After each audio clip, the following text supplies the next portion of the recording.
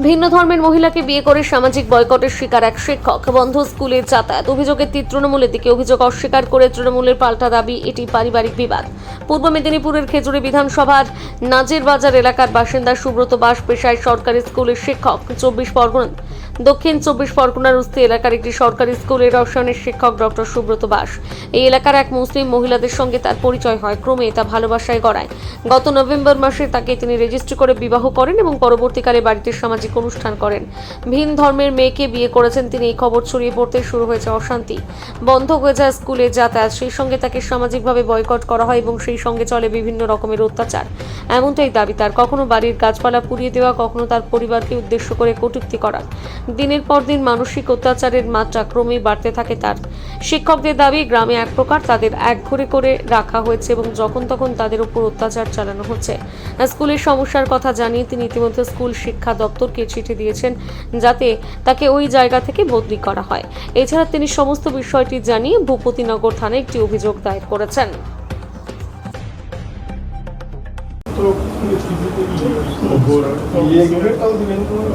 আপনার নাম?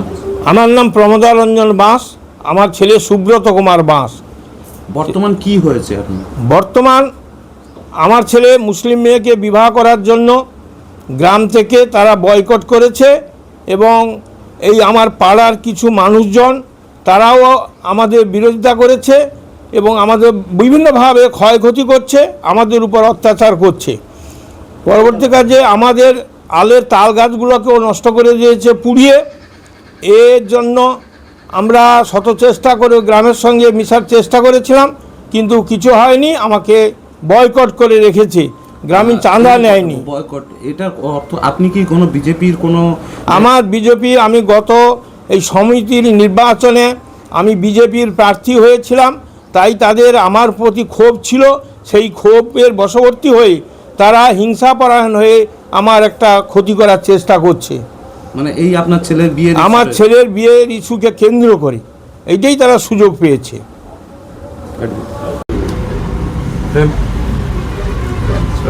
আপনার নাম? আমার নাম সৌমিত্র সব, রেজিগনেশন মণ্ডল সভাপতি। কোন এলাকা? খেজুরি 5 মণ্ডল, গড়বাড়ি 1-2 অঞ্চল। আপনাদের এলাকায় একটা জিনিস হয়েছে যেখানে একটা পরিবারের ছেলে যে মুসলিম মেয়েকে বিয়ে করেছে তার ফলে তাকে একঘরে করে রাখা হয়েছে এবং আপনাকে সক্রিয় কর্মী, কি বলবেন? বিষয়টা এগুলো সব মধ্যযুগীয় বর্বরতা ছাড়া আর কিছু হতে পারে না। আমরা যেখানে সর্বে ভবন্তু সুখিনঃ, সর্বে সন্তু নিরাময়া, সর্বে ভদ্রাণী পশ্যন্তু মা কশ্চিৎ দুঃখভাগ ভবেৎ, সবার মঙ্গলের কামনা করি, সেখানে আজকের এই সমাজে কিছু তথাকথিত তৃণমূলের নেতারা মাথা হয়ে একটা মুসলিম কন্যাকে আমাদের পরিবারে স্থান পেয়েছে, একটা আনন্দের বিষয়। সেটাকে নিয়ে তাকে গ্রামীণভাবে একটা বয়কটের সিদ্ধান্ত, এগুলো আজকের দিনে দাঁড়িয়ে আমরা ভাবতে পারি না। কিন্তু সেখানে আমরা কি দেখছি না, সেই পরিবারকে গ্রামের চাঁদা নেওয়া হচ্ছে না, তার বাড়ির ওপরে বিভিন্নভাবে অত্যাচার করা হচ্ছে, তার বাড়ির গাছপালা পুড়িয়ে দেওয়া হচ্ছে। উনি যখন প্রশাসনের দ্বারস্থ হচ্ছেন, তিনবার গিয়ে থানায় অ্যাপ্লিকেশন করছেন, তখনও পর্যন্ত পুলিশ কোনো স্টেপ নিচ্ছে না। ভিডিওর এখনও পর্যন্ত আমরা কোনো অ্যাকশান পাইনি। কিন্তু আমরা আমাদের দলগতভাবে এই বিষয়টার তীব্র নিন্দা করি এবং আমরা ওই পরিবারের কাছে সম্পূর্ণভাবে দাঁড়াবো যাতে এই মধ্যযুগীয় বর্বরতার শেষ এখানে হয়। ম্যাডাম আপনার নাম? সবিতা মাল। আপনার গ্রাম পঞ্চায়েত কোনটা আর আপনার সিট কোনটা? গড়বাড়ি 1, ঝিনুকখালী 22 নম্বর সংসদ। তো ম্যাডাম, এখানে আপনাদের এই যে পাশেই রয়েছে বাঁশেদের পরিবার, তারা একটা অভিযোগ করছে যে তার ছেলে নাকি মুসলিম মেয়েকে বিয়ে করে এনেছে, তার জন্য তাকে একঘরে করে দেওয়া হয়েছে, কি বলবেন? বলছেন উনি যার নামের কথা বলছেন, উনি এই বিষয়টা পঞ্চায়েতকে জানাননি। পরে আমি বিষয়টা জানতে পারলাম, পাশের বাড়ি বা পারিবারিক লোক থেকে জানতে পারলাম যেটা, যে ওনার ছেলে নাকি মুসলমান ছেলেকে বিয়ে করে এনেছে, কাউকে না জানিয়ে উনি অনুষ্ঠানও করেছে। তাতে কিন্তু ওদের জ্ঞাতিবর্গ ক্ষিপ্ত। ওনাকে নিয়ে বসতে চেয়েছিলেন, উনি বসতে রাজি হননি, যার জন্য পাড়ার লোক ওনাকে বাদ রেখে বাকি 30 ঘর ওরা আলাদা হয়েছে, ওদের সঙ্গে 7 ঘর একসঙ্গে আছে। তো তারপরে ওদের যে 30 বাড়ি, ওরা গ্রাম্য কমিটিতে অ্যাপ্লিকেশন করে, সেখানে ওনাকে ডেকে বসা হয়। ওখানে বসার পরে ওনাকে বলা হয়েছে গ্রাম্য কমিটির পক্ষ থেকে যে আপনাকে সময় দেওয়া হচ্ছে, আপনি আপনার পাড়ায় সমাধান করে এসে আমাদের গ্রামে আসুন, আমরা বিষয়টা মেনে নেব। কিন্তু গ্রামের কথাকে উনি মান্যতা না দিয়ে পাড়ায় না সমাধান করে উনি আবার গ্রামে যেতে চেয়েছিলেন। বিষয়টা এত দূর অবধি, কিন্তু বিষয়টা ওনারা ডাইরেক্ট পঞ্চায়েতকে কোনো রকম মানে জানানো প্রয়োজন মনে করেননি। আপনি তো তৃণমূলের তরফে দাঁড়িয়ে তৃণমূলের তরফে থেকে ইলেক্টেড আমি পঞ্চায়েত মেম্বার। তো সেক্ষেত্রে উনি কিন্তু একটা অভিযোগ করছেন যে এখানে ওনার বাবা নাকি বিজেপি করে করে, এবং তাছাড়া এই ইস্যুটাকে এনে সামনে এনে ওনারা যেহেতু বিজেপি করেন ওনাদেরকে চাপ দিচ্ছেন। না, এখানে কোনো রাজনীতির তকমা ওনারা লাগাতেই পারেন, কিন্তু তার বলছি পারিবারিক যেটা জ্ঞাতি, এক কথাই বলা যায় ওরাই ওনাদেরকে নিয়ে আলোচনার মাধ্যমে বসতে চেয়েছিল যে আমাদেরকে না জানিয়ে মুসলমানকে নিয়ে এসে আমাদেরকে অনুষ্ঠান করে কেন খাওয়ালো। উনি নাকি আগে ওই একজন জ্ঞাতি ওইভাবে তাদের জ্ঞাতির ছেলেকে বিয়ে করেছে বলে উনারই বাবা নাকি জরিমানা করিয়েছে উনাদের জ্ঞাতি বর্গের মানুষকে। তারা এখন ফিরে বলছে আমাদের সঙ্গে আন্ডারস্ট্যান্ডিংয়ে আসুন, বসে আমরা মিউচুয়াল করতে চাই। উনি কিন্তু ওনাদের সঙ্গে কোঅপারেট করতে চাইছেন না বিষয়টা।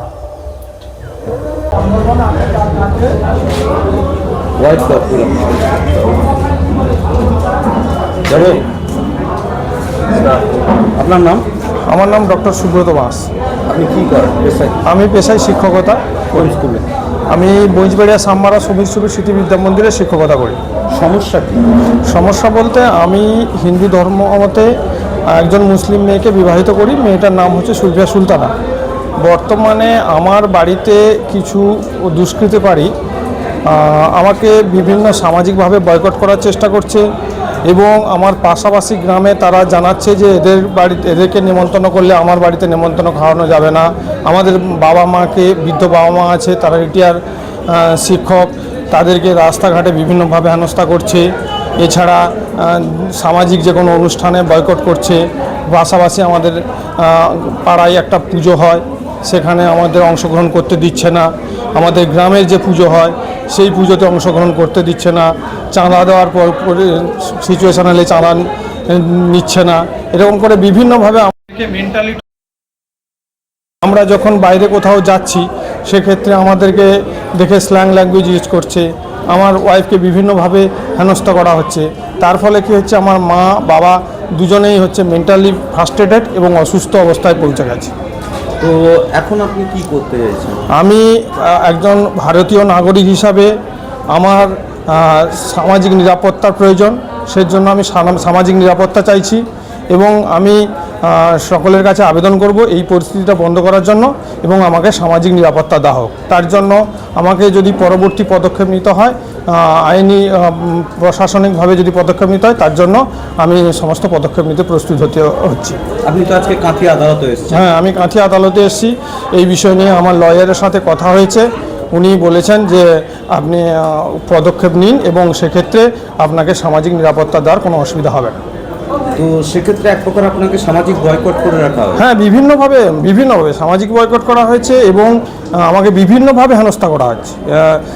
রাস্তায় দেখা হলে আমাকে স্ল্যাং ল্যাঙ্গুয়েজ ইউজ করছে। তারপরে আমার ফ্যামিলির কেউ কোথাও গেলে সেখানেও স্ল্যাং ল্যাঙ্গুয়েজ ইউজ করছে। এইভাবে আমাকে তীব্রভাবে হেনস্থা করেছে।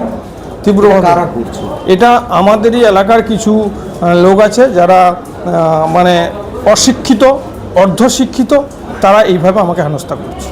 এদের কি কোনো রাজনৈতিক পরিচয় রয়েছে? হ্যাঁ, একদমই। এরা কিছুটা শাসক দলের সঙ্গে সরাসরি যুক্ত বলতে গেলে, এবং এটা একদমই পলিটিক্যালি বায়াসড হয়ে এই কাজটা করা হচ্ছে। এইখানে আমার বাবা ওখানে একজন প্রতিষ্ঠিত এবং সামাজিকভাবে যথেষ্ট পরিচিত একজন ব্যক্তি, তাকে হেনস্থা করে কাজটা হাসিল করতে চাইছে আসন্ন ভোটে, সেই জন্য এরকমভাবে হেনস্থা করছে। আপনি আদালতেরও দ্বারস্থ হচ্ছেন এবং সব জায়গায় জানা? হ্যাঁ, আমি আদালত মেল মারফত ডিএম, এসপি এবং আমার লোকাল থানায় জানিয়েছি। এছাড়া আমি ওমেন সেলেও এই বিষয়ে আমার ওয়াইফ অ্যাপ্লিকেশান করেছে সামাজিক নিরাপত্তার জন্য, এবং আমি আমার যেখানে আমি স্কুল সেখানেও আমি ঢুকতে পারছি না, সেখানে আমি ট্রান্সফারের জন্যও আমি আবেদন করেছি আমাদের মিনিস্টারকে, এডুকেশন মিনিস্টারকে এবং প্রিন্সিপাল সেক্রেটারিকে, সবাইকে আমি আবেদন জানিয়েছি এই বিষয়টাকে দেখার জন্য।